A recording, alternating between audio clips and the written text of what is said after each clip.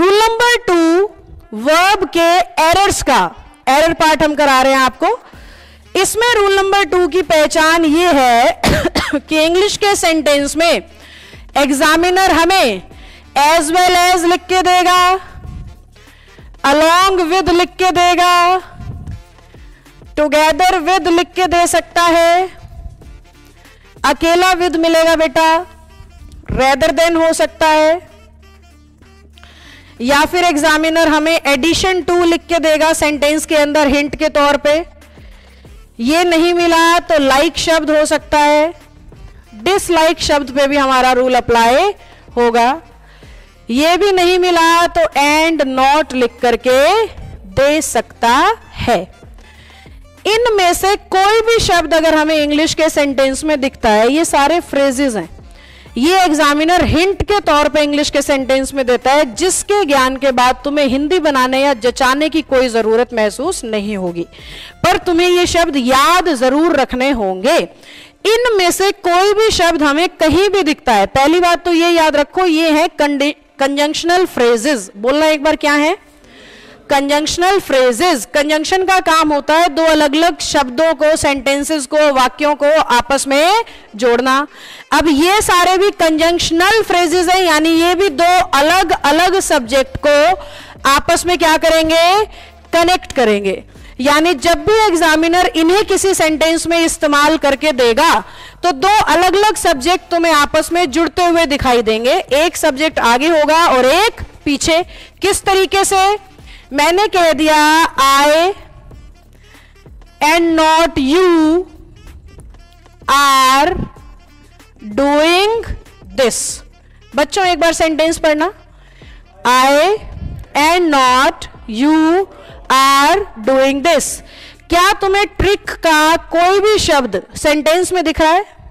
कौन सा? And not. ये तुम्हारा पहला काम है। ट्रिक सेंटेंस के अंदर दिखाई देनी चाहिए। मैं ट्रिक बोल रही हूं, है ये ग्रामर के नियम। रूल बोलने से बच्चे को लगता है अरे रूल पढ़ाओगे पकाओगे, वो फीलिंग लेता है। ट्रिक बोलने से लगता है हाँ ये ठीक है। ट्रिक यानी शॉर्टकट वाली फीलिंग लेते हो आप। तो ये रूल ही है, बस मैं ट्रिक बोल के इन्हें पढ़ाती हूँ। तो ये ट्रिक कह रही है कि जब भी मेरे में से कोई भी शब्द इस्तेमाल करोगे ना, एक सब्जेक्ट आगे मिलेगा और एक पीछे, ऐसे तुम्हें सेंटेंस में दिखाई देगा। फिट हो गया ना सेम टू सेम? अब ट्रिक का मतलब ये है कि ये कंजंक्शनल फ्रेजेस हमेशा अपने सब्जेक्ट नंबर 1 की बात करते हैं। कभी भी इन फ्रेजेस के लिए आप सब्जेक्ट नंबर 2 की वर्ब का इस्तेमाल नहीं कर सकते हो। तो साधारण सी भाषा में नियम ये बन गया, इन शब्दों को देखो और आगे वाले सब्जेक्ट की वर्ब लगाओ, ना कि पीछे वाले की। बिल्कुल सिंप्लीफाइड तरीके से ये शब्द हमने दिमाग में सेट करने हैं। प्रैक्टिस से हो जाएंगे, रट्टा नहीं मारना। जितनी प्रैक्टिस करोगे उतना याद होते जाएंगे। प्रैक्टिस से हमें ये शब्द याद हो जाएंगे। याद हो जाएंगे तो सेंटेंस में दिखाई देंगे। सेंटेंस में दिखाई देंगे तो हम सब्जेक्ट नंबर 1 के हिसाब से क्या लगाएंगे? वर्ब। हमें कोई मतलब नहीं होगा सब्जेक्ट नंबर 2 से, क्योंकि ये सारे फ्रेजेस अपने मेन सब्जेक्ट की बात करते हैं। मेन सब्जेक्ट यानी जो इनसे पहले होगा, जो सब्जेक्ट नंबर 1 होगा। अब मेरे क्वेश्चन पे आते हैं बच्चों। मेरा सब्जेक्ट नंबर 1 कौन है? आई। और सब्जेक्ट नंबर 2 कौन है? यू। हमें तो कोई मतलब नहीं है किससे?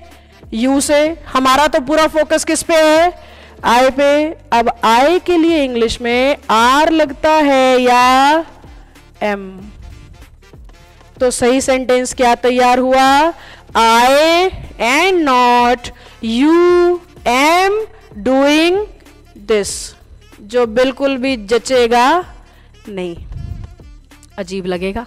क्योंकि हमने तो आज तक यू के साथ आर ही सुना है भाई, हमने तो यू के साथ वर ही देखा है भाई। ये कौन से जमाने की अंग्रेजी है कि आप यू के साथ हमें एम लगाना सिखा रहे हो?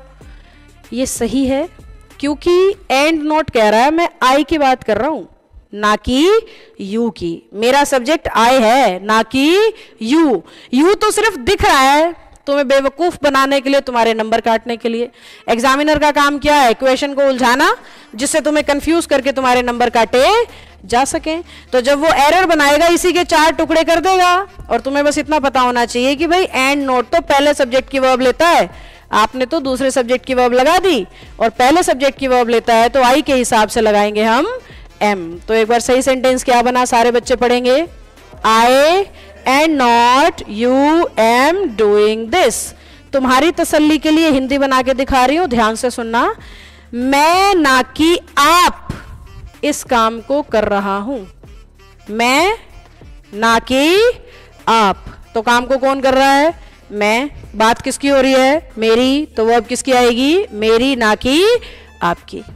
समझ में आया सेंटेंस क्या कह रहा था? आसान इंग्लिश में इसी सेंटेंस को पढ़ते हैं बेटा। I am doing this and not you. I am doing this and not you. अब ऐसे लिखे तो सही लगता है। I am doing this and not you, ऐसे जच रहा है। ये हमारी नॉर्मल इंग्लिश है। लिखा तो यही हुआ है, बस स्ट्रक्चर ऐसा बना दिया कि कंफ्यूज कर रहा है बच्चे को। लिखा तो यही हुआ है, I am doing this and not you. बस सेंटेंस का स्ट्रक्चर ऐसे कंपाइल कर दिया कि आपको कंफ्यूज करके नंबर काटे जा सके। इसीलिए तो ट्रिक्स जरूरी हैं हिंदी और जचावट की बजाय। इसीलिए तो ग्रामर का ज्ञान जरूरी है जचावट और हिंदी की बजाय। मैं हिंदी बनाने की विरोधी नहीं हूं, पर मुझे ये अच्छे से पता है कि हमारा हरियाणा का बच्चा उतनी सही हिंदी बना ही नहीं पाता है जिस लेवल तक पहुंचने की जरूरत है। और वो हिंदी बनाना सीखना शुरू कर चुका है पिछले 10-15 सालों से। अगर वो उसको आनी होती तो आज तक आ चुकी होती। अगर वो हिंदी बनानी नहीं आ रही है तो मेरे को सीधा सीधा सा समझ आ जाना चाहिए कि नेहा तेरे को तरीका बदलने की जरूरत है। हिंदी वाली मेथड से बच्चों को नहीं आ रहा है।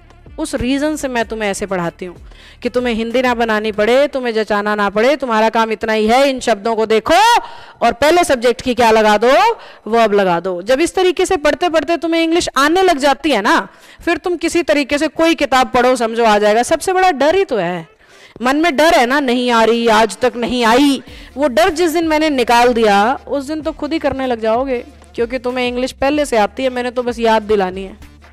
आती तो तुम्हें पहले से है, जो बचपन में सीख के आए हो वही सब सिखाना है मैंने, पर भूल गए हैं। हमें अपने ऊपर भरोसा नहीं है कि हमें आती है। वो रामायण में नहीं था, हनुमान जी अपनी ताकत भूल गए थे, तो वैसे ही तुम हनुमान हो और मैं तुम्हें शक्तियां याद दिलाने आई हूं कि इंग्लिश तुम्हें आती है बच्चों। बस याद करो, थोड़ा सा तरीका बदलो और बड़ी सारी प्रैक्टिस करो, बात बन जाएगी।